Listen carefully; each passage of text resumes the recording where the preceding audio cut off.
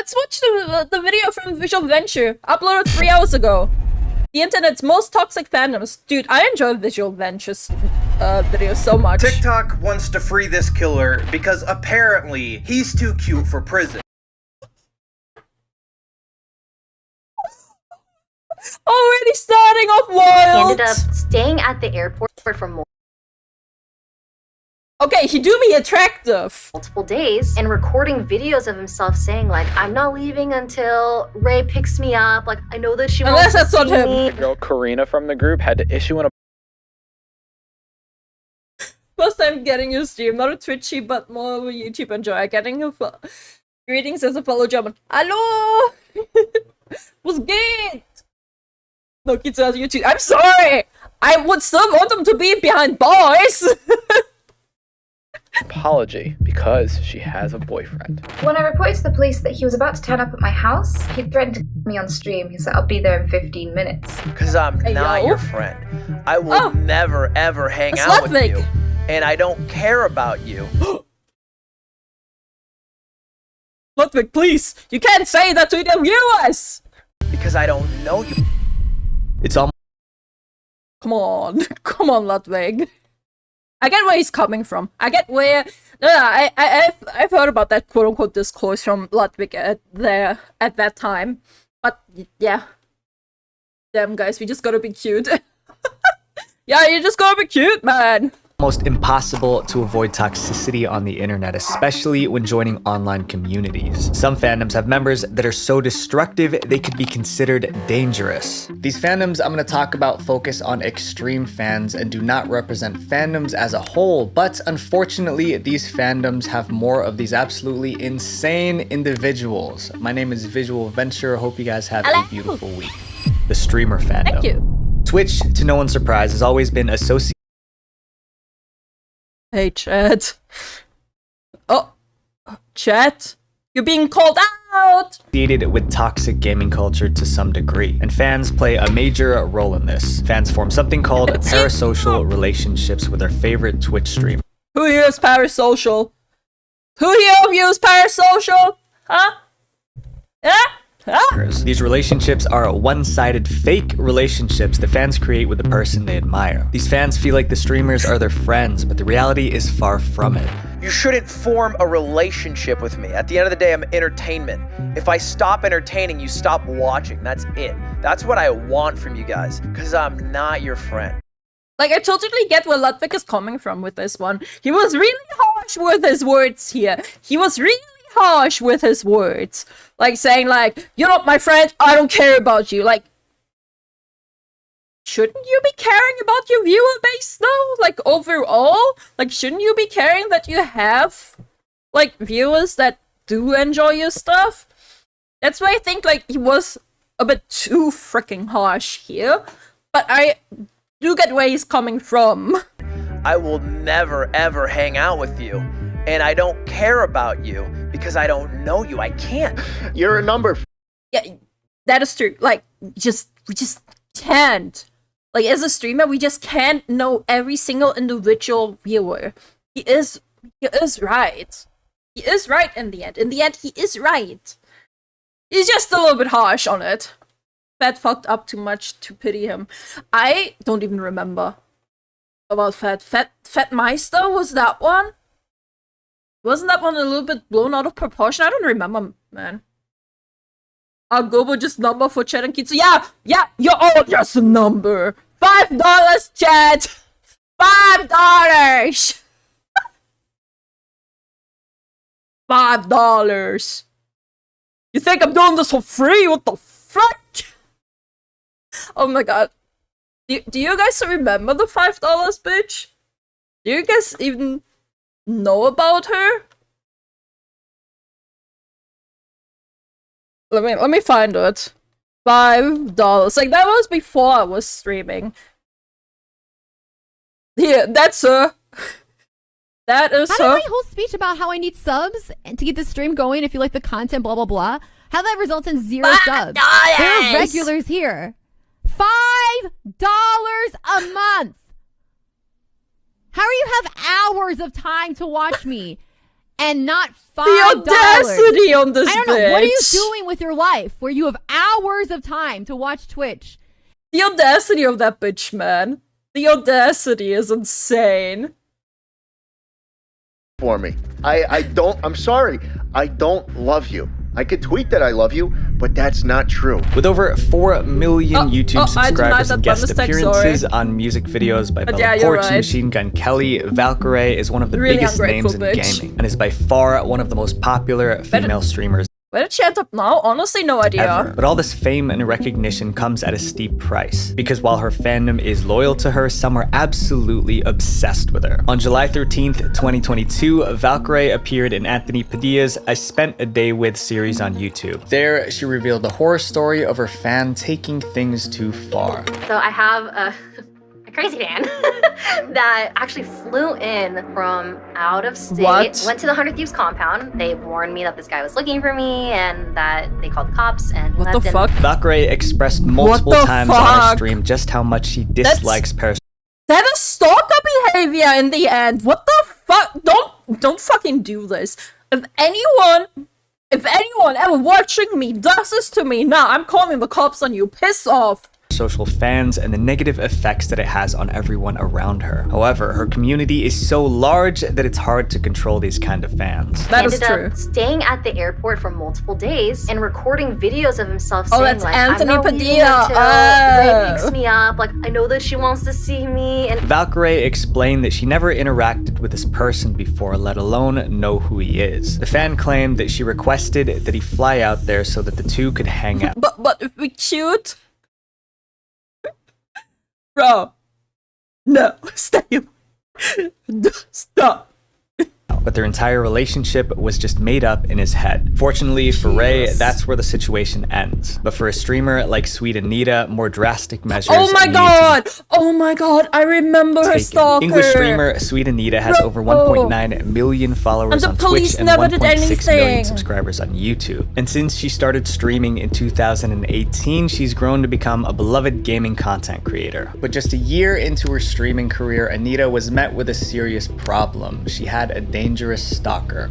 I've been chased, and people have had to restrain my stalker out in public as he wouldn't leave me alone. Since October 2019, Sweet Anita has been stalked by an obsessive fan who wouldn't leave her alone. Like, The stalker bro. began by messaging her excessively Just on leave her Twitch and alone. other social media platforms. He would find ways to join her video game lobbies, begging her to talk with him privately and pursue something more. And when she refused, he didn't take it lightly. He started putting my details in chat and Bruh. trying to encourage other people to stalk me, doxing my home, my street, my address. He started trying to release things about me that were incredibly private, including medical conditions and things like that. And he made awful threats.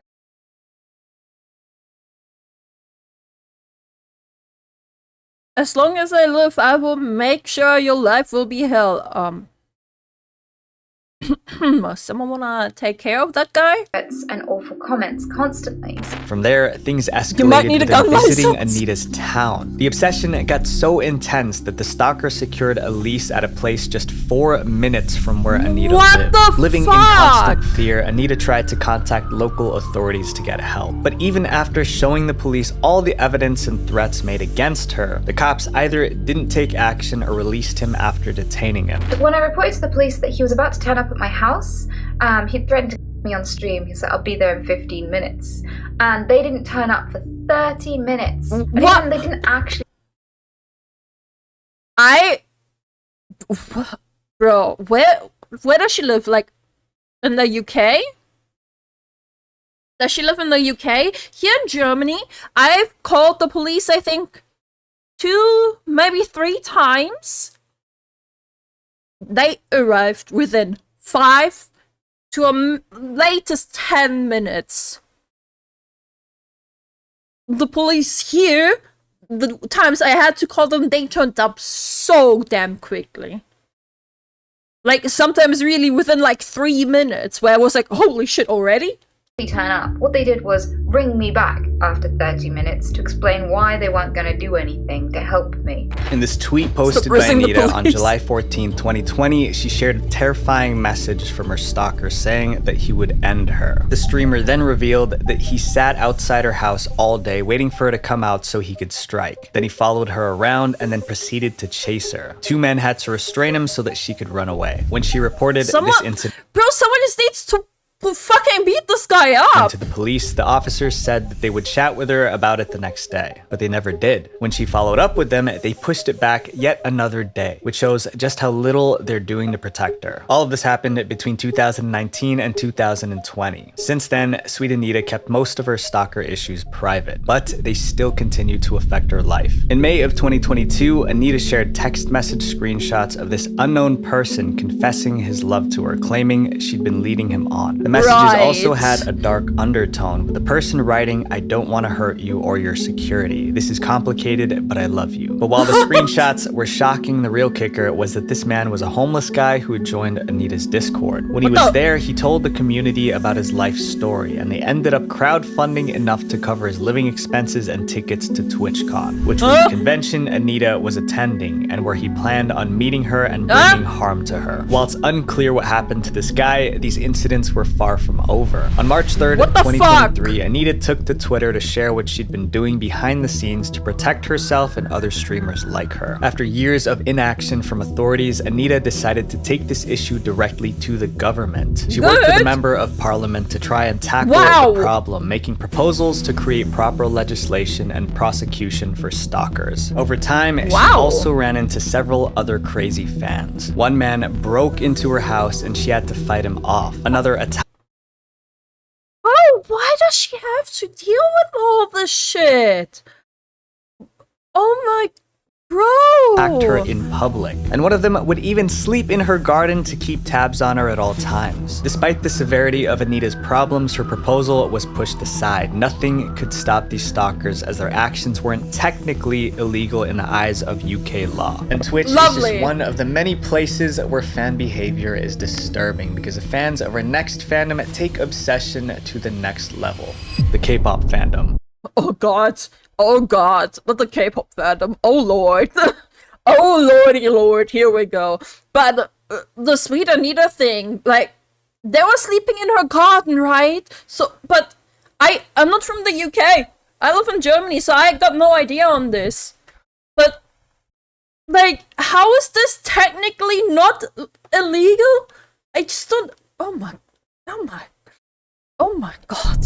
I want to emphasize that these are specific cases of toxic fans and do not represent the entire community. Since the genre's spike in popularity in North America, social media platforms have become major hubs for K-pop fans. So when it comes to internet fandoms, there are few that match the size and scale of the K-pop community, which you think would be a good thing for the artists, but that's not necessarily the case. The K-pop community has its fair share of fans that form parasocial relationships. Some fans grow so attached to their favorite artists that they forget that they don't know them in real life, which causes them to lash out just like they did to aespa's Karina. Debuted in 2020, aespa is a girl group formed by SM Entertainment. When their first song dropped, they quickly became one of the most popular girl groups in Korea, Asia, and beyond. Karina is the leader of aespa and is infamously known as the face of the group. She was also a renowned brand ambassador, influencer, and dancer, which helped her grow a giant fan base. But with so many eyes watching her every move, anything she does is immediately either praised or criticized. This is why in February 2024, when news broke out that Karina was in a relationship, the media completely lost their minds.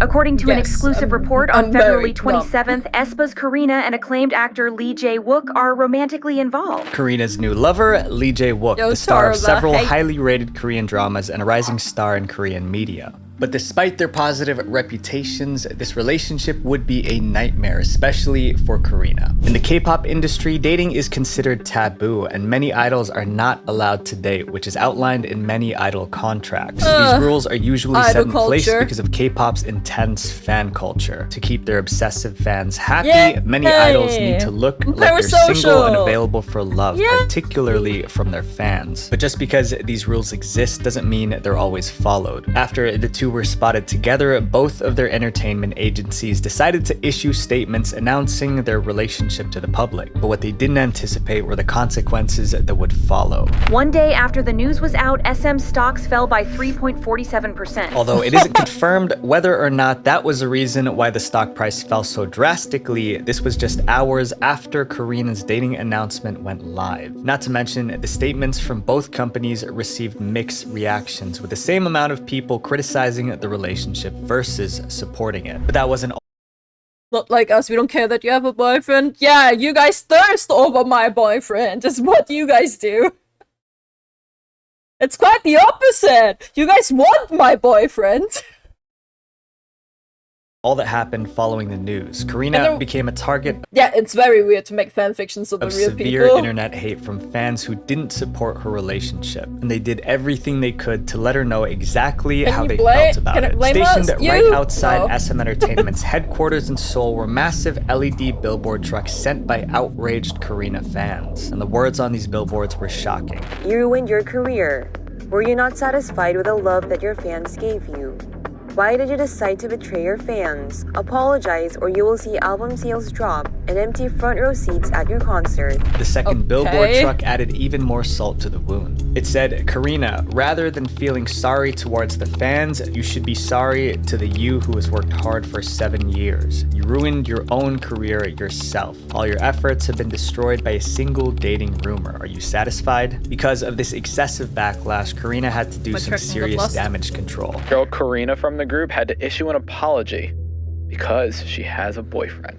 In a handwritten letter addressed to her fans, Karina apologized for her relationship. She also wrote that she promised to heal the wounds she created for fans and that she would show her more mature and hardworking side in the future. After this letter was released, Lee Jae-wook's entertainment agency issued a statement announcing that he and Karina had broken up. This happened just 2 weeks after the relationship went public and just 5 weeks into their dating. Although the statement said that the breakup was due to both of them wanting to focus on their careers, it seems more likely that it was because of the controversy that the relationship created. And Karina isn't the only K-pop idol whose love life has suffered because of fans. Other idols like Blackpink's Jennie, Girls' Generation's Taeyeon, and FX's Crystal have all been targets of angry fans. Fans feel a sense of betrayal when dating news comes out, either because they've devoted themselves entirely. Bro, idol culture is so messed. Idol culture is so messed. Watch your Oshinoko. Watch the first episode of Oshinoko and you will see. Like, I love how Oshinoko actually displays the dark side regarding all of this show business regarding idol culture. Like, Jesus. To these singers or because in their minds, no one is up to standard with their favorite idol. But dating isn't the only controversy that idols can get themselves tangled up in. Another common source of toxicity in the K-pop fandom is when it comes to the impossible to obtain beauty standards associated with the industry. Imagine being a 9-year-old girl dreaming of becoming an international superstar. You move from the US to South Korea to chase those dreams. After 6 years of hard training, just as your dreams start to come true, everything falls apart. That's exactly what happened to Kyla Massey, the half Korean, half American idol whose dreams were crushed because the industry just didn't like how she looked. In 2017, the entertainment agency Pledis announced a brand new girl group, Kristen. The group included several already famous idols. On March 21st, 2017, Kristen made their official debut with a song called We Will. Toruba? First of all, I have no idea. Second of all, spoilers much? Hello? I hope not. I fucking hope not. You never watched it? Yeah, okay, then don't talk about it. Like, I don't know where you heard this shit from, but no! What the fuck? Brother? That's not about this at all? What the fuck? Maybe you saw some fanfic instead, you know, legit, like, maybe that was some hentai shit. At first, the group was met with a ton of positivity. Fans loved their fun song and felt like the group had a lot of potential. However, just a few months into their career, Pristin became overwhelmed with hate comments from internet netizens. But these comments weren't targeting the group. They were aimed at just one member. The youngest member, 15-year-old Kyla Massey. For context, the K-pop industry is notoriously known to be superficial. Idols are constantly compared against the Korean beauty standard. The requirements to meet the Korean beauty standard are next to impossible. Idols need clear skin, even complexion, a small face, symmetrical features, big eyes, and full lips. But arguably, the most important standard of them all is weight. Agencies would do weekly checks on their trainees, openly discussing how much each person weighed to the entire company. And if someone's weight was just a little bit over the threshold, that could jeopardize their entire future in the industry. This is why many K-pop idols and trainees use restrictive diets to maintain their weight. Like Stray Kids Felix, who revealed that he had to go on a 4-day diet consisting of only water for 3 days and bone broth for 1. What? Bro, that is fucking inhuman? What the what? Not only did Kyla not fit the traditional beauty standard, seeing that she was half white and half Asian, but she also didn't fall in line in terms of weight. At 15 years old, she was perfectly healthy for her age, but compared to the rest of the Pristin members, Kyla was not as thin, which caused a lot of people to dislike her and send negative attention her way. Many fans pushed for Kyla to go on a diet, saying that she didn't fit K-pop idol standards. Some even said that Kyla was dragging down the rest of the group. But the toxicity wasn't just bad online. Press and paparazzi refused to take any photos of her alone, and she was no longer seen participating in group promotional activities with the rest of the members. Fans nearly demanded Kyla to be removed from the group. Whenever Pristin performed, the crowd would cheer enthusiastically over every member who was singing, but when it was Kyla's turn, it was complete silence. Around the peak of all this backlash, Kyla disappeared from the public eye for her health. Many fans speculated that it was due to the excessive hate that she was getting for her weight. But years later, it was confirmed by sources close to Kyla that she went on hiatus due to a concussion. But Kyla never came back from this hiatus, choosing to stay in the US for good. She was spotted working at a carnival stand in Los Angeles shortly after she left Korea. Pristin would eventually disband in 2019, just 2 years after they debuted. After the group disbanded, Kyla created her own YouTube channel where she posted a video about her time in Pristin. She also talked about the hiatus rumors and cleared up all the speculations regarding why she left. But although her hiatus wasn't tied to the negative comments she received, that didn't mean that scrutiny didn't get to her. It just goes to show how ruthless the K-pop community can be, even to someone as young as her. But while Kyla's story fortunately has a happy ending, some K-pop idols walk a more heartbreaking path. Gu Hara was a Korean singer from the girl group Kara. She was one of the most popular members and even had her own solo debut and several roles on Korean TV shows. But despite Hara's beloved reputation, it only took one incident for all that to be taken away from her. In 2018, Hara was working on Korean TV show My Mad Beauty Diary. She met and started dating hairdresser Choi Jong-bum there. But later that year, the entire relationship would implode, bringing down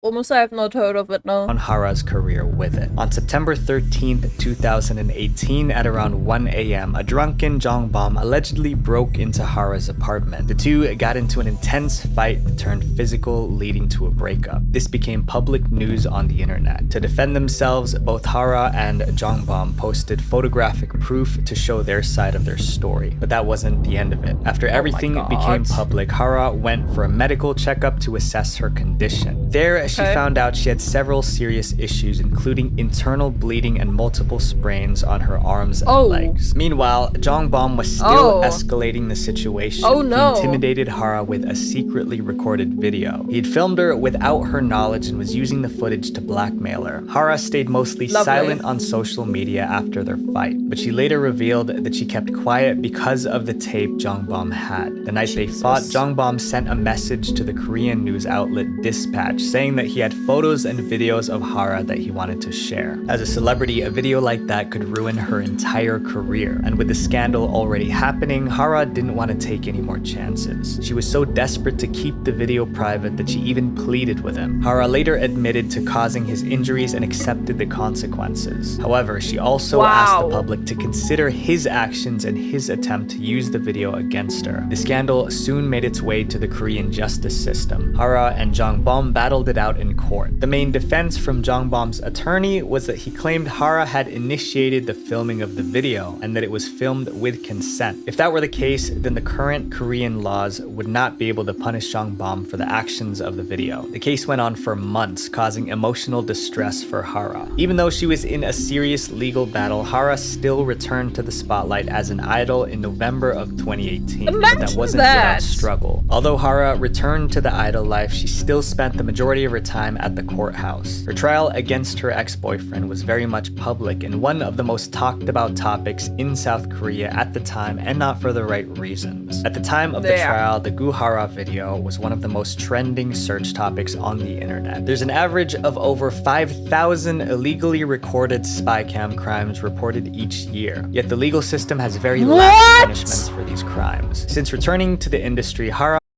Bro, what? And like, I also heard about the camera shots where like people like in the more eastern countries like Japan, China, Korea and shit take photos, like upskirt photos of women, like just in the public. Like, bro, that's so insane. Like, just like going up an escalator and like getting a photo of it like that. Like,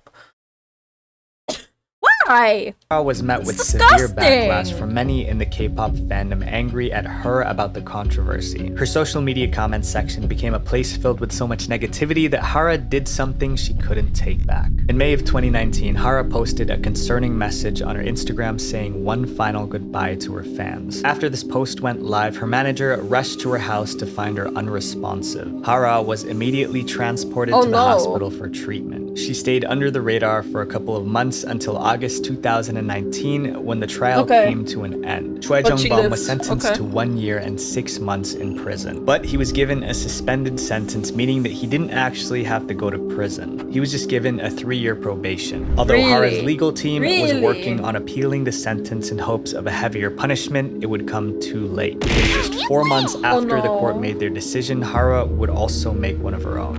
K-pop star Guhara has another apparent victim of malicious online attacks. The 28-year-old was known to have been suffering from severe depression. On November 24, 2019, Hara was found in her home. Hara's passing came just weeks after the passing of former FX member and actress Sully in October 2019. Sully was also one of Hara's closest friends and also a celebrity under scrutiny by many in the K-pop fandom. That's because Sully did not fit the traditional mold of an idol in the industry. She often talked about topics that were considered taboo. She shocked K-pop fans with her differing opinions and for her controversial choices in clothing. Because of this, Sully was met with intense attacks by many in the K-pop fandom, and she was one of the more major examples of toxicity in the K-pop fandom and how it can negatively affect the idols. Although some K-pop fans take idolizing a singer too far, this next fandom shows us that even the most evil people can have admirers. The criminal fandom. Oh no. Arguably, the most disturbing toxic fandom out there is one that romanticizes actual convicted criminals. TikTok. Yeah, no, he's not that cute. I thought it was someone else in the video earlier. That guy's not that cute, what the fuck? But I remember one big case, and I bet he's gonna talk about it, where a Japanese woman is literal quote-unquote IRL yandere. I bet he's gonna mention that one. Wants to free this killer because apparently he's too cute for prison. I was talking about the guy on the podcast. 2018, Cameron Herron made his first appearance in the media and on news headlines. 24-year-old Jessica Robinall and her young daughter Lilia lost their lives at his hands. Cameron, who was 18 at the time, was drag racing down Bayshore Boulevard in Tampa, Florida with his friend when he struck the mother and daughter duo who were crossing the street. street. The speed limit in the area was 45 miles per hour. And he Cameron drove was flying through 100? streets at 102 miles per hour. He drove over double. The two were taken to the hospital, but sadly it was too late. Lilia, the daughter, was only 21 months old. Cameron, at the time, was an up-and-coming TikTok influencer and was just about to graduate high school. But because of his need for speed, his entire life changed. He was now a criminal, and there were going to be consequences. A trial was set for December 2019, but due to the stay-at-home crisis, it was pushed back to April 2021. By the time the court— How much is that? I don't actually know in kilometers. Let me check. 104 miles, was it? Miles per hour in kmh. That's 160. He hit them at 170 actually. He was, and the speed limit was, what did he say, 45? So it's like 75. So it's like your average, street. Like your average city street, kind of. And he drove double!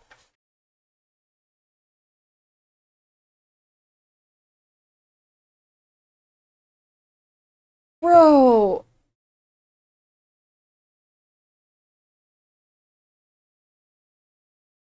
date came around, Cameron was now 21. Considering the nature of the case, there wasn't much going for Cameron in terms of defense. On count 2, same charge. Court will adjudicate the defendant guilty, sentence him to 15 years Florida State Prison. That'll run consecutive to count 1. He was sentenced to a total of 24 years in state prison, while his friend John, who was racing with him, was sentenced to 6 years. He was Cameron's racing legal with team someone! tried to get his sentence reduced, claiming that 24 years was too much for a young man like himself. Yeah, However, well, the judge wouldn't budge, and that should have been the end of it. Except it wasn't. Because while Cameron was serving his time behind bars, a fan base for him was being built, all because of his looks. Well, someone in chat did say he has the crazy eyes. He really has the fucking crazy eyes. What is this? Look at his eyes, man!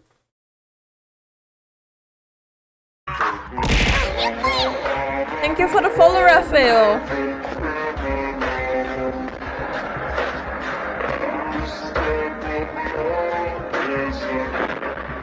Despite the crime that he committed, Cameron was growing a community of fans on TikTok. People started making edits of Cameron at court, talking about how attractive he was, and even advocating for him to have a lower sentence or for him to be freed altogether. But Cameron's not the first criminal to build a community of fans. Arguably, one of the most infamous cases of killers turned idols is Yuka Takaoka, the real-life yandere. Born on January 28, 1998, Yuka Takaoka dropped out of college to pursue a career as a bar hostess in Japan. She quickly climbed up the ranks, becoming a manager at a popular hostess club in Tokyo. While working there, she met her boyfriend, Phoenix Luna, who was also in the nightlife industry. He worked at a nightclub called Fusion I can fix her. I can make her worse. Of Tokyo's red light district. Although not much is known about the relationship, the two of them would soon become one of the most well-known couples in all of Japan, because things soon started getting rocky in the relationship. And instead of talking out their issues, Yuka decided to take more horrific measures instead. On May 23rd, 2019, Yuka and Phoenix were hanging out. Phoenix needed to use the bathroom, so Yuka took this as an opportunity to snoop through his phone. But when she started looking through it, she soon realized that there were things she didn't want to see. On his phone, Phoenix kept pictures of him posing with other women while he was working at the nightclub. For Yuka, this was a sign of betrayal. She immediately assumed that he was cheating on her, and rather than confronting him verbally, she decided to express her anger by attempting to end him. And this is the exact moment when she became an icon for yandere fans. For context, a yandere is a Japanese character archetype, usually about a what's a woman. yandere? Yanderes are extremely obsessed with their love interest. They would do anything to get their love and approval. But when yanderes feel like their crush doesn't return the same feelings, that's when they turn on them, which is what Yuka did.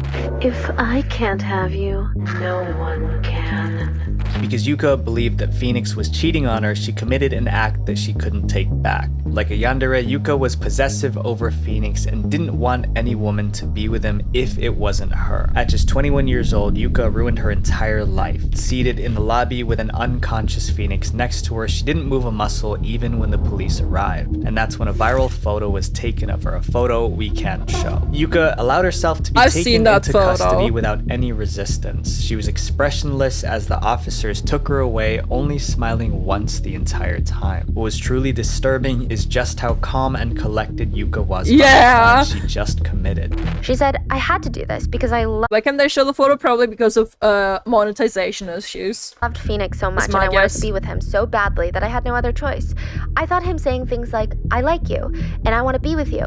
All those things would become a reality if we both died. Yuka's story soon made its way through every corner of the internet. A Twitter user by the name of Mombot first posted about the case on May 24th, 2019, Did she get a death sentence? I have no idea. Traction with over 12,000 likes and 7,000 retweets. A day later, another tweet about Yuka blew up. This time, it included the photo of her sitting down at the crime scene, racking up almost 16,000 retweets in just 4 days. After the viral tweets, people began looking into Yuka Takaoka and her past. And that's when they found her Instagram account. She posted pictures of herself in cosplay, and coincidentally, Yuka was particularly a fan of cosplaying yandere-type characters. More and more people began to associate Yuka with yandere characters, giving her the title of real-life yandere. The hashtag YuYuYuno-chan started trending on various platforms, which combined Yuka's name with the popular yandere anime character Yuno. Some people even started drawing fan art of Yuka, while others praised her for her behavior, stating that they also wanted a yandere girlfriend like Yuka. But most disturbingly, a GoFundMe was created with the goal of bailing Yuka out of jail, raising over $3,800 in just 2 days. But perhaps the most beloved criminals is Richard Ramirez, the night stalker who charmed women from behind bars to the point where he got his own stalkers. Richard had a rough childhood. Last name rings a Mistreatment from his bell. father and a bad household environment caused him to develop some pretty disturbing interests early on in his life. With no real father figure, Richard turned to his cousin Miguel Mike Valles as a role model. Mike was a convicted criminal. Mike would glamorize his life of crime, which was damaging for young Richard, who took all of Mike's opinions as facts. Ultimately, Richard decided to embark on the same path. He began committing crimes like burglaries and later to things much more sinister. Instead of focusing on what he could steal from his victims, he found something much more valuable that he could take: their life. He became notorious as one of the most dangerous criminals in all of California. For 14 months, he was out in the streets a danger to society. He became so well known for his crimes that he was given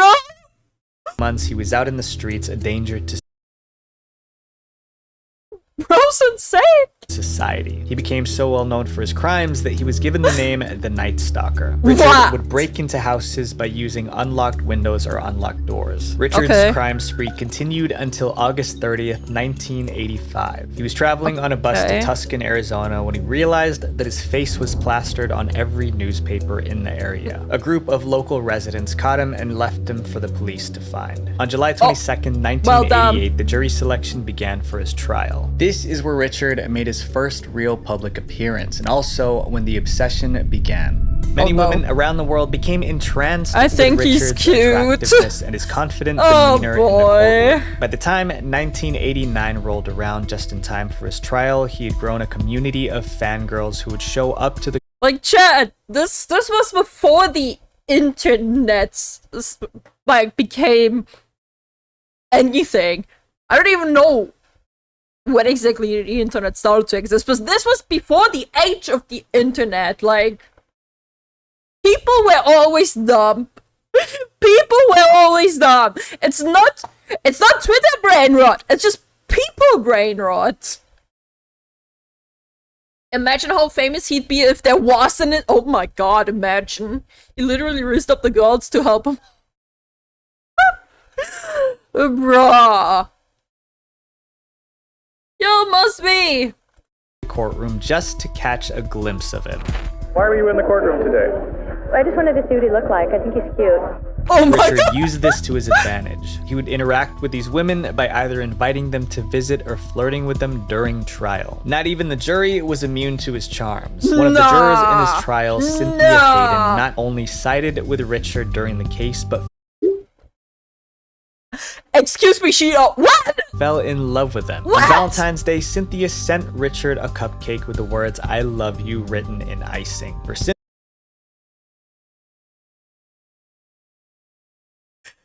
Get that woman fired! Cynthia, this was just the beginning. She spent time with Richard every day, and when she was interviewed for a book, she said that she fell in love with him the moment she laid eyes on him. Even after Richard's prison sentence, she would still visit him regularly. It's said that she allegedly applied to get a detective's license just so she could have one-on-one visits with Richard. Their twisted relationship got even more complicated after Cynthia invited her parents to come with her to visit Richard in jail. Although